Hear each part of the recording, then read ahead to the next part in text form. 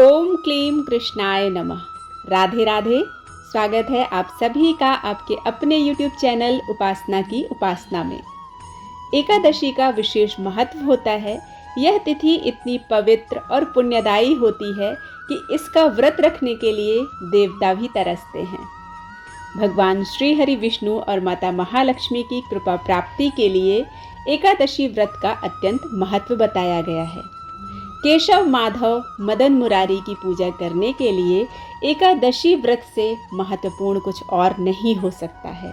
इस दिन व्रत करने से, एकादशी की कथा का श्रवण करने से समस्त पापों से मुक्ति मिलती है, जीवन में सुख शांति और समृद्धि बनी रहती है। आज के वीडियो में मैं आपको ग्यारस माता की अत्यंत प्राचीन कथा सुनाने जा रही हूँ।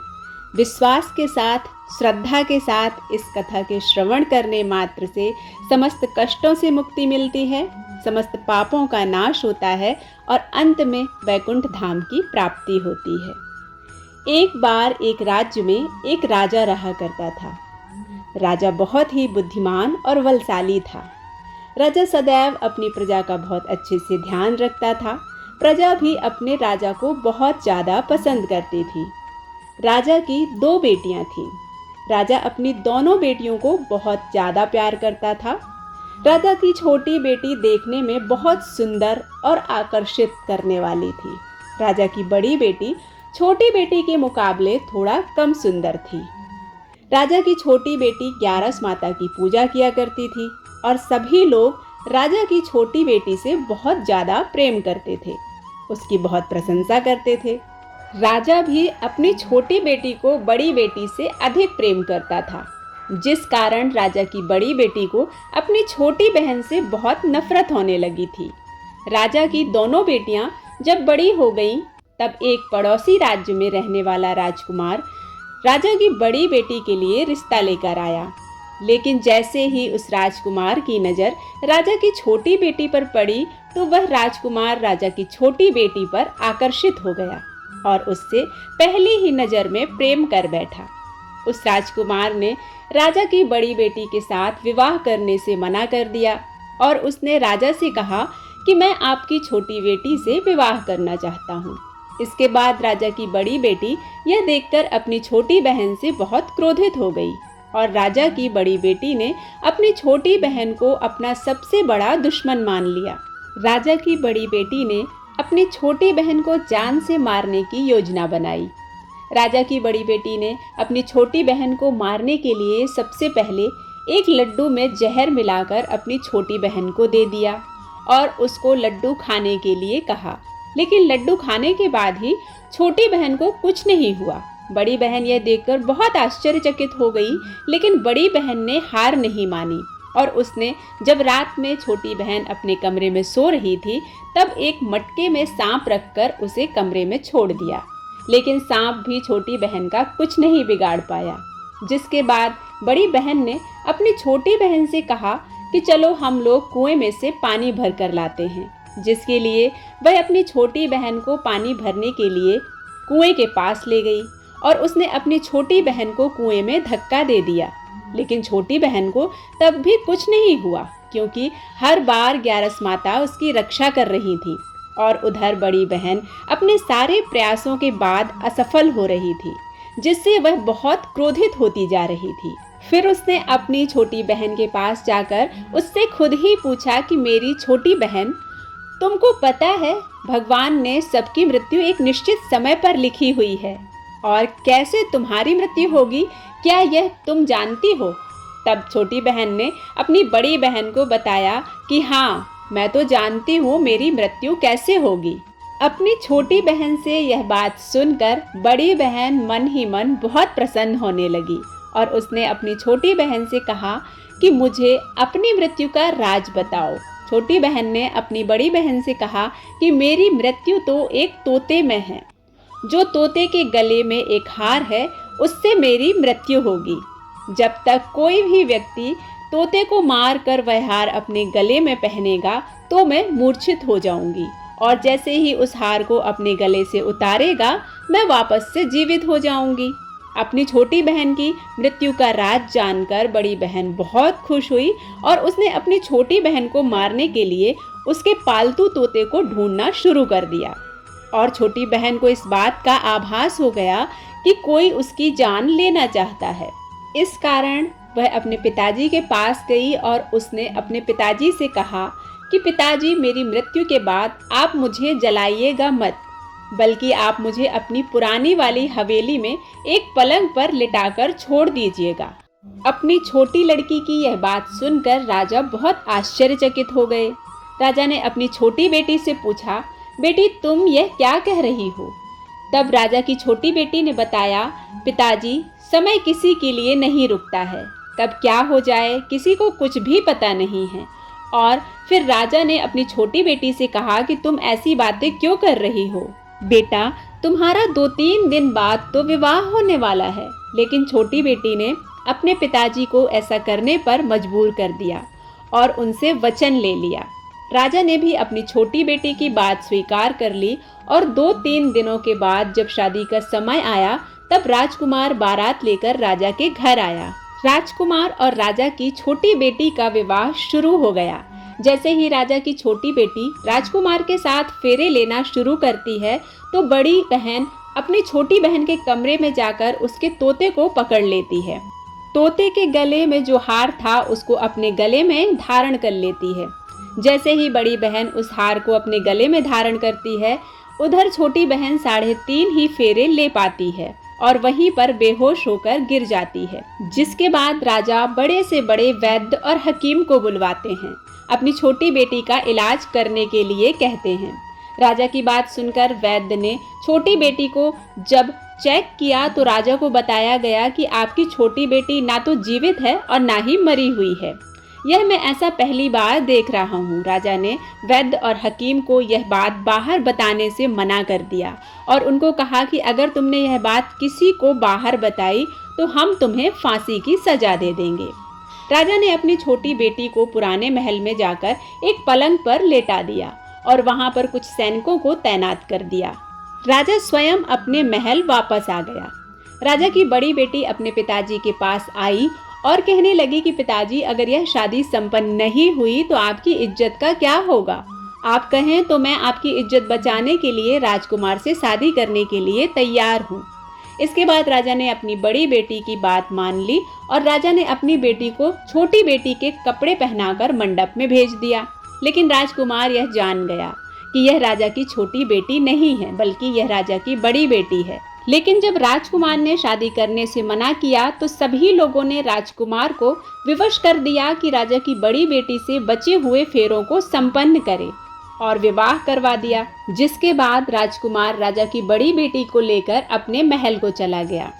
राजकुमार राजा की बड़ी बेटी से ना तो बात करता था, ना ही उसको पसंद करता था और ना ही उसके आसपास भटकता था। राजकुमार ने यह फैसला लिया कि वह अपनी प्रेमिका को ढूंढ कर रहेगा और यह जानकर रहेगा कि उसके साथ क्या हुआ है। एक दिन राजकुमार अपने घोड़े पर सवार होकर राजा के पुराने महल के पास पहुंचा, जहां पर उसने कुछ सैनिकों को देखा। महल के पास पहुंचकर राजकुमार ने जब महल को ध्यान से देखा तो वह समझ गया कि यह तो हमारे ससुर जी का महल है। तब राजकुमार ने सैनिकों से पूछा, तुम लोग यहाँ क्या कर रहे हो और इस महल के अंदर उस पलंग में कौन लेटा है? जिसके बाद सैनिकों ने बताया कि यहाँ पर राजा की छोटी बेटी लेटी हुई है। यह सुनकर राजा बहुत प्रसन्न हो गया और वह तुरंत अपनी प्रेमिका के पास पहुँच गया और उसकी सेवा करने लगा। जैसे ही रात हुई तो राजा की छोटी बेटी उठकर खड़ी हो गई। राजकुमार यह देखकर बहुत खुश हो गया और उसने अपनी प्रेमिका से पूछा कि तुम यहाँ क्या कर रही हो? तुम मेरे साथ मेरे घर चलो। राजा की छोटी बेटी ने राजकुमार को सारी बातें बता दी कि मेरी जान एक तोते में बसी थी और मैंने यह बात सिर्फ अपनी बड़ी बहन को बताई थी। राजा की छोटी बेटी राजकुमार से कहती है कि उसकी बड़ी बहन के पास एक हार है जिसको वह सुबह पहन लेती है और रात को उतार देती है। जब तक वह हार को पहन कर रखती है तब तक मैं मूर्छित रहती हूँ और जैसे ही वह हार को उतार देती है मैं जीवित हो जाती हूँ। और जब तक मेरी बड़ी बहन के पास वह हार है तब तक मैं ऐसे ही जीवित होती रहूंगी और मूर्छित होती रहूंगी। अगर मेरी बड़ी बहन के पास जो हार है वह मेरे हाथ लग जाए तो मैं हमेशा के लिए जीवित हो जाऊंगी। राजकुमार यह बात सुनकर राजा की छोटी बेटी के पास रहने का निर्णय ले लेता है और उसने अपने बचे हुए सारे फेरे उस पलंग पर लेटी हुई छोटी राजकुमारी के साथ ले लिए और अपना विवाह पूर्ण कर लिया और वह वहीं पर रहने लगा। देखते ही देखते कुछ समय में राजा की छोटी बेटी और राजकुमार की पत्नी गर्भ से हो गई। एक दिन राजकुमार को किसी काम से बाहर जाना पड़ा। तब छोटी बहन के पेट में बहुत तेज दर्द होने लगा। पेट दर्द से व्याकुल होकर छोटी राजकुमारी ने ग्यारस माता का आवाहन किया, जिसके बाद वहां पर ग्यारस माता प्रकट हुई और उन्होंने अपनी भक्त छोटी राजकुमारी के दर्द को दूर किया और एक पुत्र की प्राप्ति हुई। और वहीं पर अचानक से राजकुमार भी आ गया। राजकुमार ने ग्यारस माता को देखा तो वह आश्चर्यचकित हो गया और उसने तुरंत माता को प्रणाम किया और ग्यारस माता ने राजकुमार से कहा कि जब तुम्हारा 5 वर्ष का पुत्र हो जाए तो तुम अपनी पत्नी का हार लाकर इसके गले में डाल देना। और देखते ही देखते राजकुमार और राजा की छोटी बेटी का पुत्र 5 वर्ष का हो जाता है। तब राजकुमार अपने बेटे से कहता है कि बेटा, मैं कुछ काम के लिए बाहर जा रहा हूँ, तुम अपनी माता का ध्यान रखना, और वहाँ से चला जाता है।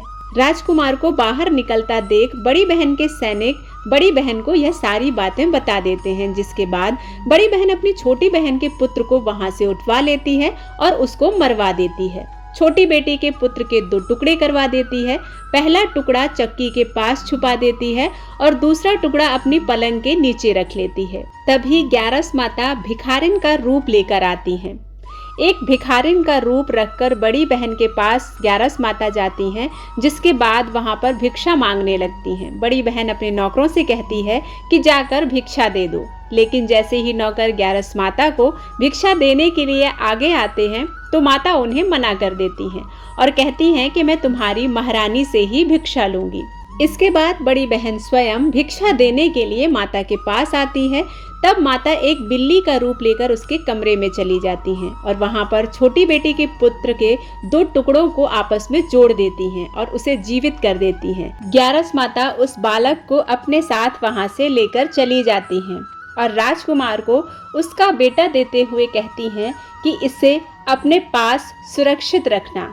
राजकुमार अपने बेटे को लेकर अपनी पत्नी के पास जाता है और उससे कहता है कि तुम इसका ध्यान रखना। अगर तुम इस बच्चे का अच्छे से ध्यान रखोगी तो मैं तुमसे बात करूंगा। एक दिन राजकुमार अपने बच्चे से कहता है कि तुम अपनी माँ से उनके गले का हार मांग लो। जिसके बाद राजकुमार का लड़का अपनी माँ के पास जाता है और कहता है कि माँ, मुझे तुम्हारा हार चाहिए जो तुमने अपने गले में पहन रखा है। यह सुनकर पहले तो बड़ी बहन बहुत क्रोधित होती है, पर उसको यह बात याद आती है कि राजकुमार ने उससे कहा था कि अगर मैं इस बच्चे का ध्यान रखूंगी तो वह मुझसे अच्छे से बात करेगा, जिसके कारण वह हर बात उस बच्चे की मान लेती है और तुरंत अपने गले से हार उतारकर उस बच्चे को दे देती है। और वह बच्चा तुरंत हार ले जाकर अपने पिताजी को दे देता है और तभी राजकुमार अपने बेटे को लेकर वहां से जाने लगता है। अपनी पत्नी से कहता है कि तुम हमारा खाना बनाकर रखना, मैं शाम को आकर तुम्हारे साथ ही खाना खाऊंगा। और वह अपने बेटे को लेकर वहां से चला जाता है। इसके बाद वह राजा के पास जाता है और उनको सारी बातें बता देता है। राजा अपनी बड़ी बेटी की इस करतूत को सुनकर बहुत क्रोधित होते हैं और अपनी परवरिश पर दोष देने लगते हैं और राजकुमार को अपनी छोटी बेटी के साथ रहने के लिए आदेश देते हैं। राजकुमार और राजा की छोटी बेटी सुखपूर्वक अपना जीवन व्यतीत करने लगते हैं। राजा की छोटी बेटी ग्यारस माता की अनन्य भक्त थी। श्रद्धा, निष्ठा, विश्वास के साथ माता की पूजा प्रार्थना कर एकादशी का व्रत करती थी, जिसके प्रभाव से उसके समस्त कष्ट दूर हुए और उसे उसका पति प्राप्त हुआ। ग्यारस माता की जो व्रत कथा सुनता है, एकादशी का व्रत करता है, पूजन करता है और मन में श्रद्धा, निष्ठा और विश्वास रखता है, ग्यारस माता उसकी सभी मनोकामनाओं को पूर्ण करती हैं। बोलो श्री हरि विष्णु भगवान की जय, एकादशी माता की जय।